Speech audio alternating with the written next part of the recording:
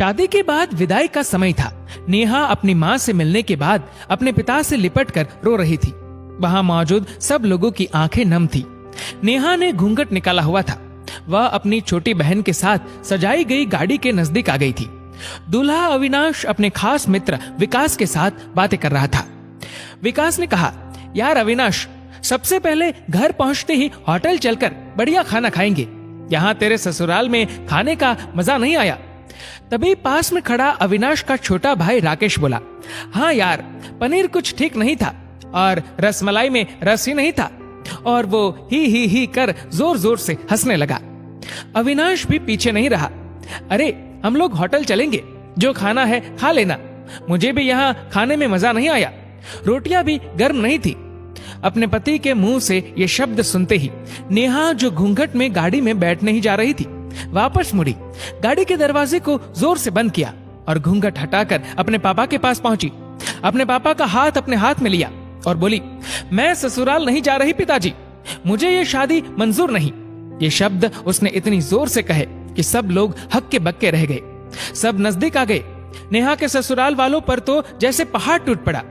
मामला क्या था ये किसी की समझ में नहीं आ रहा था। तभी नेहा के ससुर राधेश्याम जी ने आगे बढ़कर नेहा से पूछा, लेकिन बात क्या है बहू? शादी हो गई है, विदाई का समय है, अचानक क्या हुआ कि तुम शादी को नामंजूर कर रही हो? अविनाश की तो मानो दुनिया उजड़ने जा रही थी।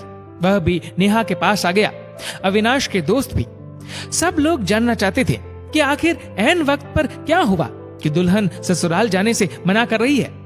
नेहा ने अपने पिता दयाशंकर जी का हाथ पकड़ कर रखा था। नेहा ने अपने ससुर से कहा, बाबूजी, मेरे माता पिता ने अपने सपनों को मारकर हम बहनों को पढ़ाया लिखाया व काबिल बनाया है। आप जानते हैं एक बाप के लिए बेटी क्या मायने रखती है।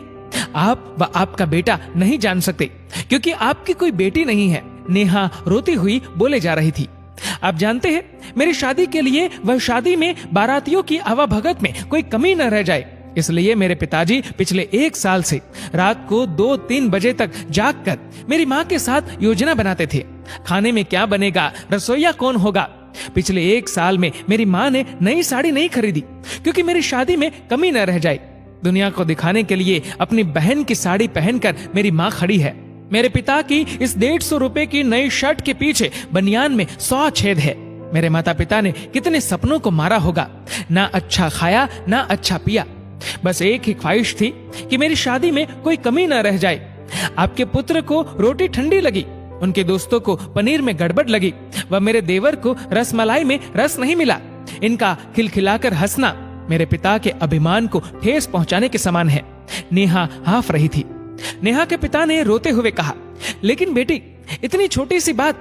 नेहा ने उनकी बात बीच में ही काटी और बोली, ये छोटी सी बात नहीं है पिताजी। मेरे पति को मेरे पिता की इज्जत नहीं। रोटी क्या आपने बनाई? रसमलाई, पनीर, ये सब कैटरर्स का काम है।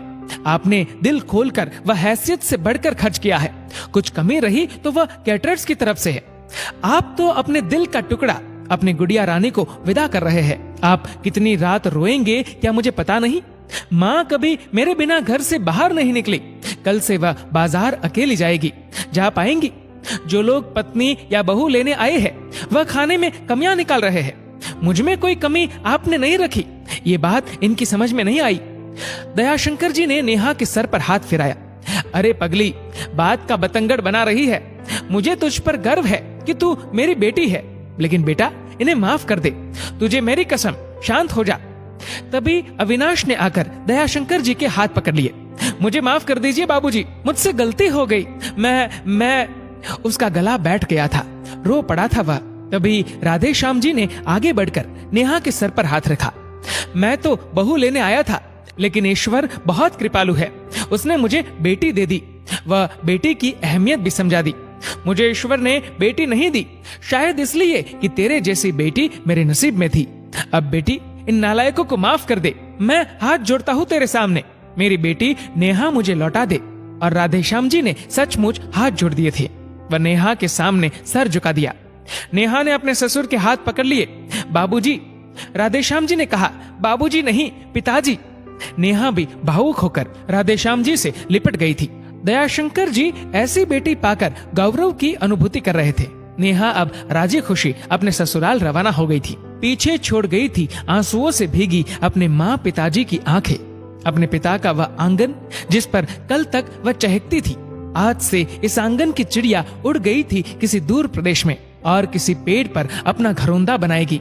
एक बेटी माँ बाप का अभिमान व अनमोल धन होती है, पराया धन नहीं। कभी हम शादी में जाए तो ध्यान रखें कि पनीर की सब्जी बनाने में एक पिता ने कितना कुछ खोया होगा व कितना खोएगा। अपना आंगन उजाड़कर दूसरे के आंगन को महकाना कोई छोटी बात नहीं।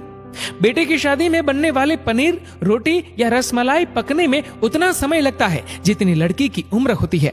ये भोजन सिर्फ भोजन नहीं, पिता के अरमान व जीवन का सपना होता है। बेटे की शादी में बनने वाले पकवानों में स्वाद कई सपनों के कुचलने के बाद आता है व उन्हें पकने में सालों लगते हैं। बेटे की शादी में खाने की कद्र करें।